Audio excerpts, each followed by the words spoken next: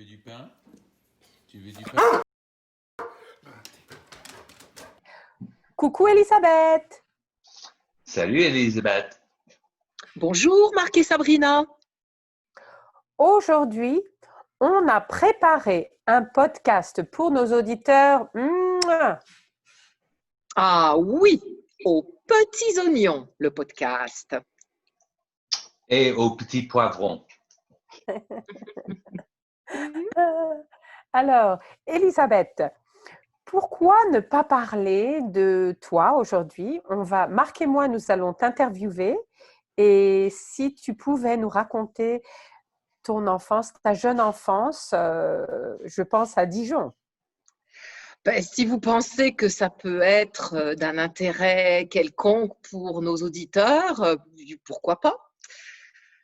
Je suis prête. Oui, sûrement, oui. Allons-y. Alors, quel est est-ce que tu as un souvenir de ton petite enfance?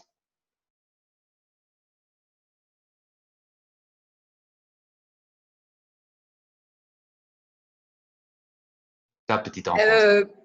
Alors, ce qui me vient à l'esprit comme souvenir de ma petite enfance, c'est un souvenir d'école.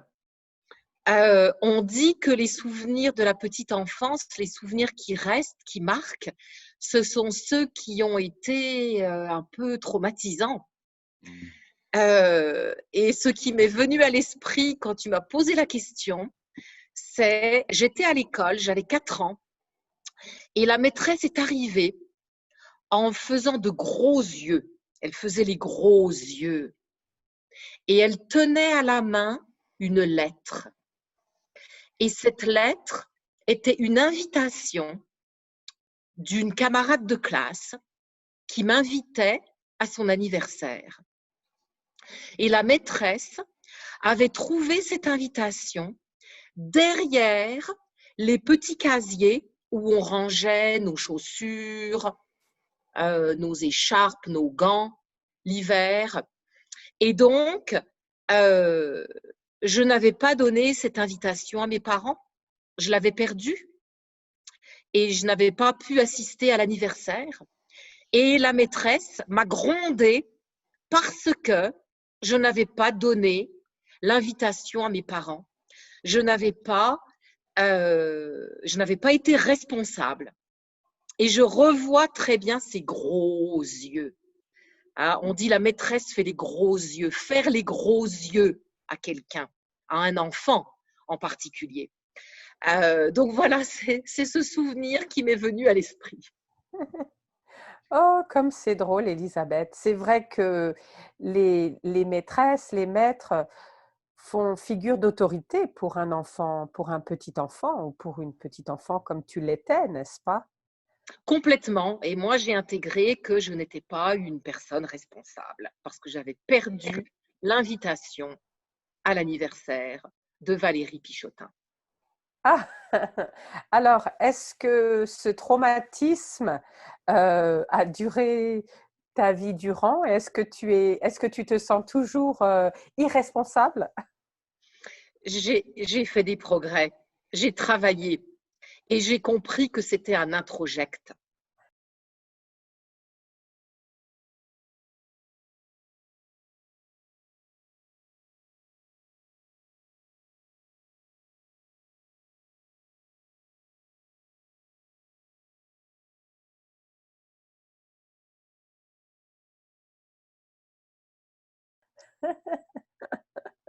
Super.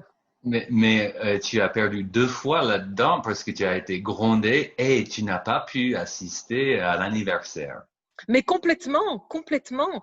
Et c'est ça qui m'avait semblé complètement injuste dans le fait de me faire gronder. L'invitation avait glissé derrière le casier, sans doute pendant que je mettais mon manteau ou que j'enlevais mes chaussons pour mettre mes chaussures. Et je l'avais vécu comme une grande injustice. Oh, pauvre Elisabeth. Es-tu toujours en contact avec ta camarade de classe? Non, non, non, pas. Non, non, non. J'ai perdu contact avec cette camarade de classe, mais je sais que je l'aimais beaucoup. Euh, D'autres souvenirs de ma petite enfance, c'est la façon dont on avait été élevé, je dirais, en toute liberté. Euh, Mes cousins habitaient en bas de la rue. J'avais des amis dans tout le quartier. Il y avait un espace à côté de chez mes cousins qui est maintenant construit, mais qui ne l'était pas. Et c'était un espace euh, encombré d'herbes folles. Et on adorait aller jouer dans cet espace. On appelait ça les grandes herbes. On allait jouer dans cet espace. On se retrouvait aussi à l'aire de jeu du quartier qui était 2, 3 pâtés de maisons plus loin.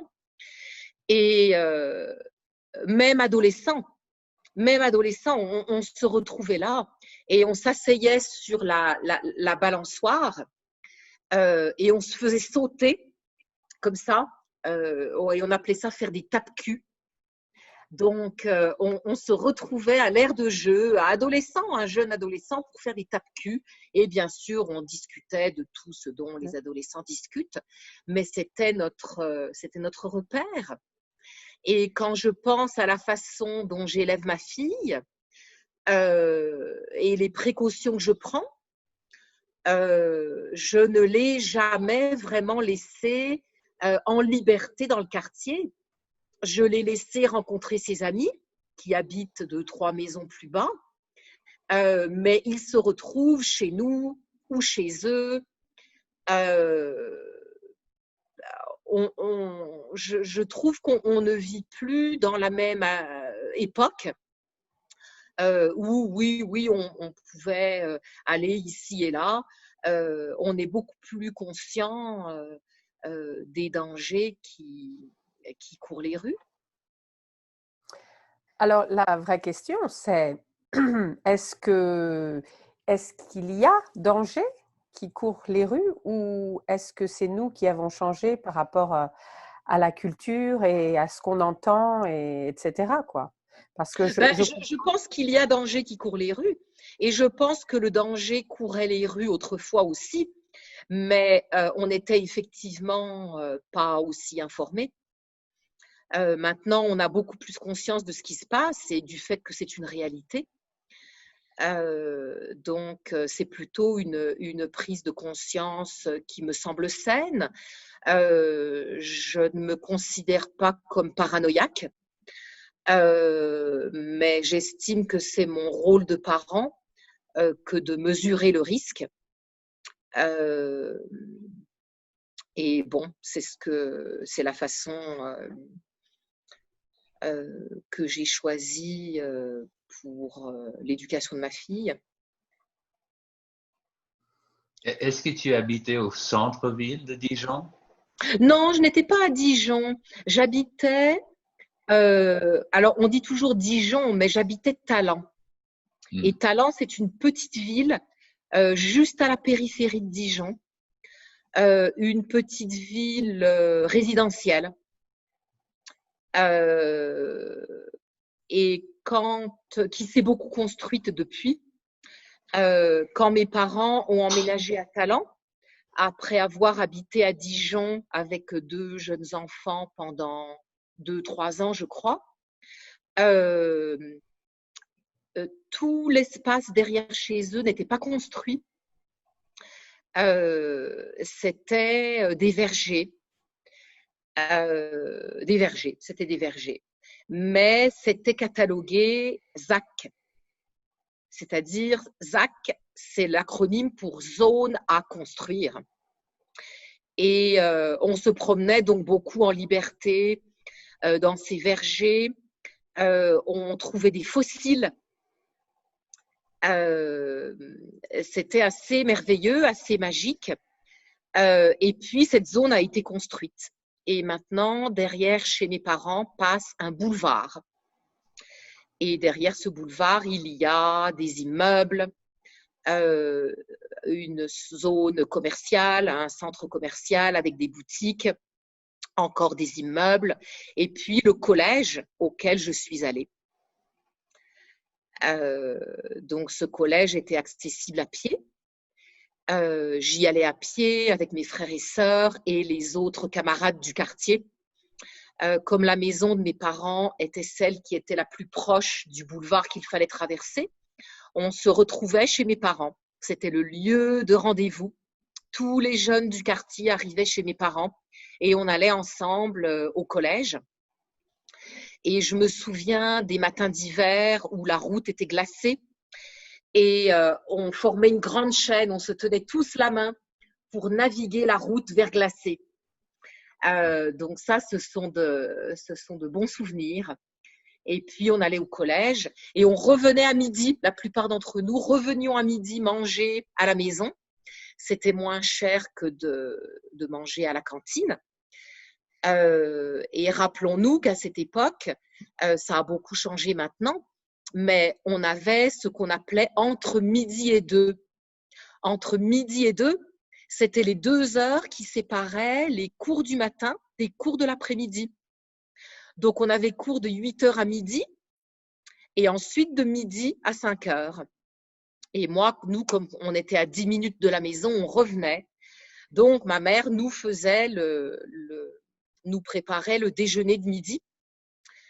Quand je pense à tous ces déjeuners qu'elle a préparés, j'avoue que j'en aurais pas le courage avec ma propre fille.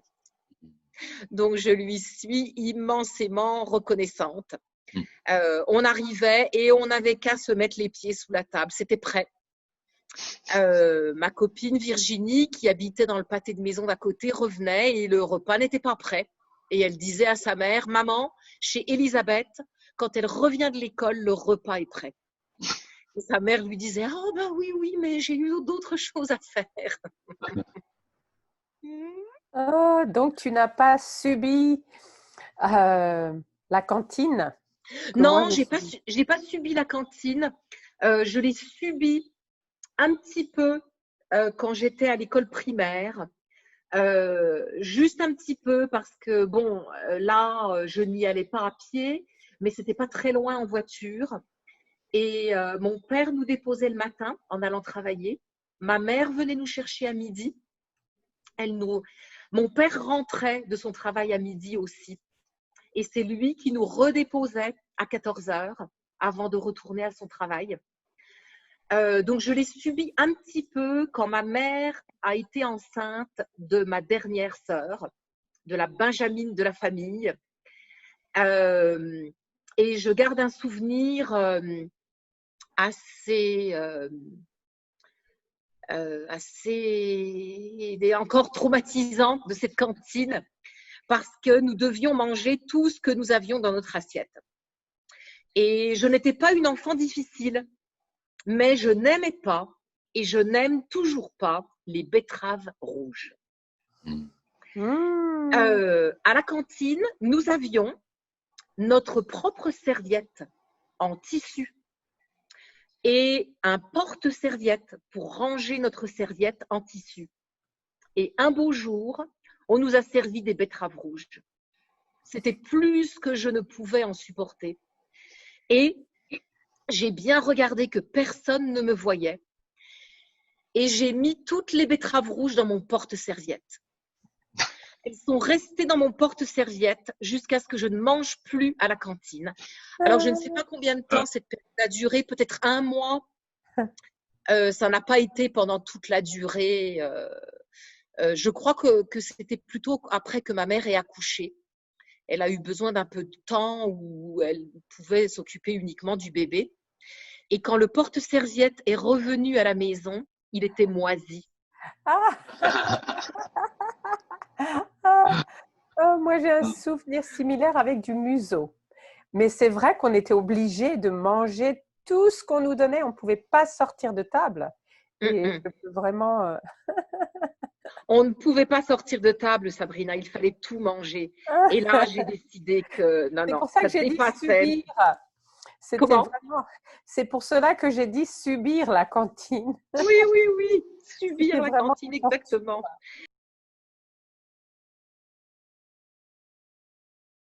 Si vous avez aimé notre podcast, s'il vous plaît, appuyez sur j'aime Et abonnez-vous à notre chaîne French Rêve sur YouTube. Merci. Ah oui, mettez-nous un like et un petit commentaire sympathique. Merci.